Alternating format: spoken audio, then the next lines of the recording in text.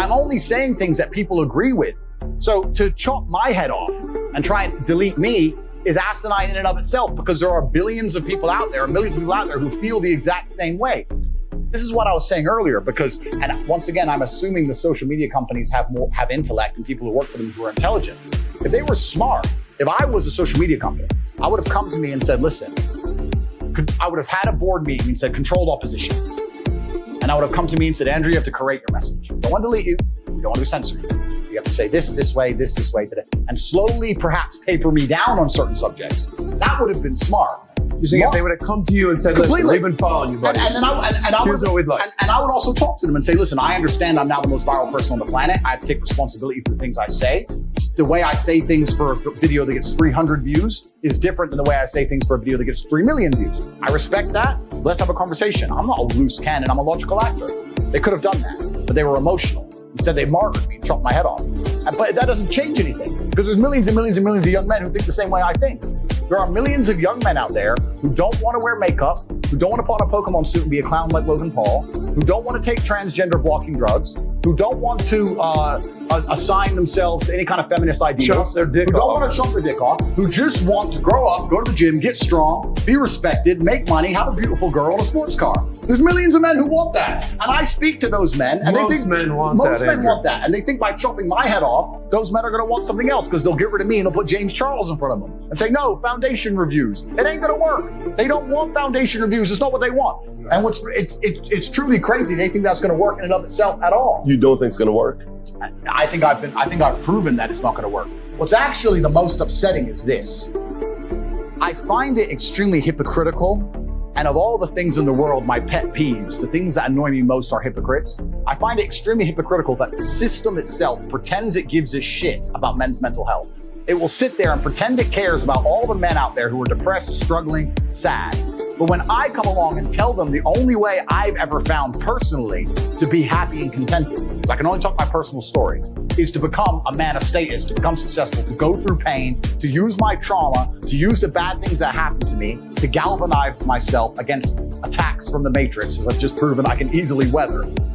When I talk about men's mental health, they delete me. I thought you gave a shit about men's mental health. I'm the most popular man on the planet, and 90% of my content is not even about women. It's motivational and antidepressive. And you're gonna sit here and delete me saying that I'm bad for women. What about men? I thought you gave a shit. All of a sudden you don't give a fuck anymore, right? Just delete him, who cares? I had a man message me, a man emailed me saying that he was gonna kill himself. I get about 10,000 emails a week. I don't answer all of them, but I answer some of them. This guy, his email was so short that I believed it. The subject was, I'm gonna kill myself. And the thing is, I know you won't reply. I'm gonna kill myself. I don't know what. That was the email. And I sat there and said, listen, my friend, I get a lot of emails. I don't know how serious you are. I want you to make me a promise. I'm gonna guess that you're not in the best physical condition you could be in. I want you to make me a promise that you're gonna get a six-pack first and send me a picture of you with a six-pack. And if you still feel like killing yourself after that, I don't know you. I can't tell you what to do. But I want you to get a six-pack first. Email me back. We start going back and forth, et cetera, et cetera. I convinced him to get the gym. I said, get a six-pack, see how you feel. If you still feel like killing yourself, then I'm not telling you to kill yourself. I'm telling you that's what I would recommend. Started training. By the time he started sending me physique updates of him in a better condition, he started sending me huge emails of apology and thank you, saying you saved my life. I can't believe I was thinking of killing myself. You can't believe he changed. If that man would have emailed Logan Paul, would Logan Paul have given a fuck? He would have ignored the guy. You think he answers a single fucking email? He doesn't give a shit. All these fucking media figures, all these people who are good for the system, who are dancing on the devil and fucking sitting here talking about dangerous rhetoric and all the other bullshit. You think they'd fucking answer an email? They don't give a solitary fuck about the young men of the world. They would have left that man to die. And even if they would reply to him, what advice would they give? Go take antidepressants to watch my YouTube. They have no value to give the guy because they've never had a life of actual genuine struggle. I'm out here genuinely saving lives, genuinely saying to men, the world you now live in is so competitive that if you're not a competitive male, you're going to be perma-depressed. You don't have a mental disease. You're just in a competitive environment and you are losing. You need to become a competitive person. There's no easy way. It's gonna be hard, it's gonna suck, but if you get to top G, the name, if you get there, it's a life worth living. That's what I'm saying. And then millions of young men are going, wow, he's showing that you can be born from nothing, single parent on a fucking council estate in the worst town in England, be stabbed, come from nothing, and survive and end up with a multi-millionaire. Maybe I can do it if I work hard and I'm diligent and I try hard and I'm really giving hope to the world. And then they delete me. Then they put up a new thing about men's mental health, saying which pill they should take. And then they put James Charles of him on the algorithm. Where's Batman at? And it's going to take a matter of time before people realize, you know what? Tate was actually a good force for the youth. Perhaps he needs to create his message. Perhaps he needs to take his newfound fame on board and change the way he says certain things. Agreed. I'm not infallible as an individual. But to sit here and say I'm dangerous and I must be deleted is disservice to all the men of the world. And then they're going to start printing articles talking about men's mental health. They don't give a fuck about men. They don't give a shit about the 18-year-old boy out there who can't get a girlfriend who's genuinely lonely and the fucking sports star's fucking them all. I'm telling him what he has to do. I'm saying, listen, bro, of course the sports star's fucking them all. He's a G. You ain't shit. If you were a chick, would you choose you? Because I fucking wouldn't. So whose fault is that? The best thing about being a man is you get to build your character from the ground up. You're not born with any value. You're born as a blank slate. I decided I wanted to be a big toting, kickboxing, Bugatti driving fucking bad boy. I did it all myself. You get to choose you want to be a musician and be sensitive and play guitar and get them that and be important that way. You get to choose you want to go get in the cage and kick the fuck out of somebody. You get to choose to be anything you want, but you have to go and do it. It's going to be difficult because it's competitive. But that's the beauty of being a man, the blank slate. And I inspire men to look at themselves as a blank slate and go, you know what? I ain't shit now, but I can become anything I want. How could I possibly give up on myself? And then they delete me. And then they say we care about men's mental health. They don't give a fuck. They're lying.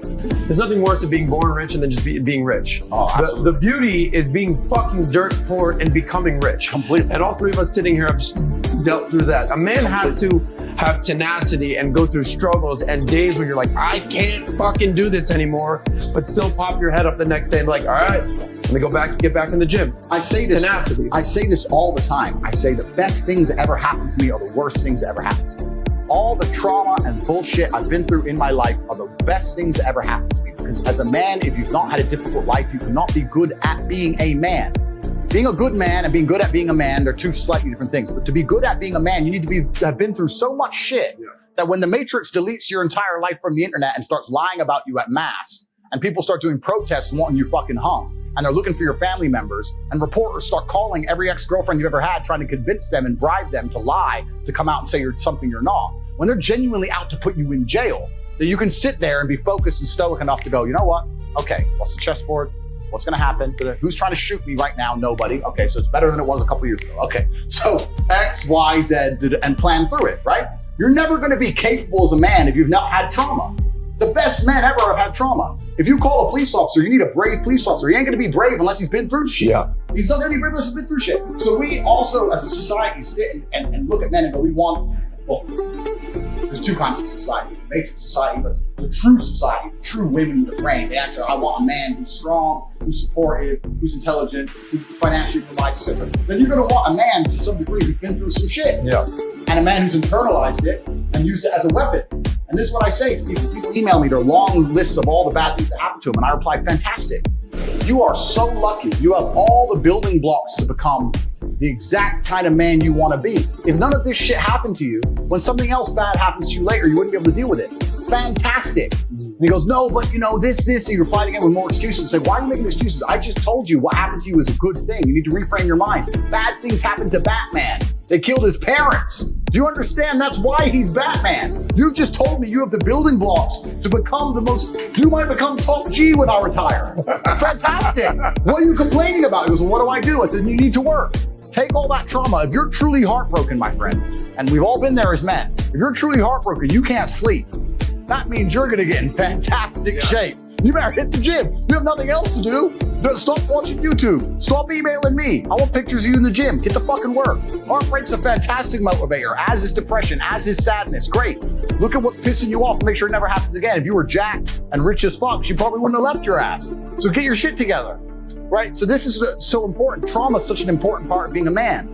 And the Matrix talks of trying to say that trauma is terrible and avoid trauma, or if you get trauma, take a pill, and that's unrealistic. Trauma is going to happen to you, and you as a man need to internalize it, accept it, and weaponize it to become the best version of yourself you can be. And that requires mental strength and stoicism. It does not require, be more emotional. If you're more emotional, you're going to fall apart when shit happens. You're going to end up like Logan Paul, crying your eyes out on TV like a bitch.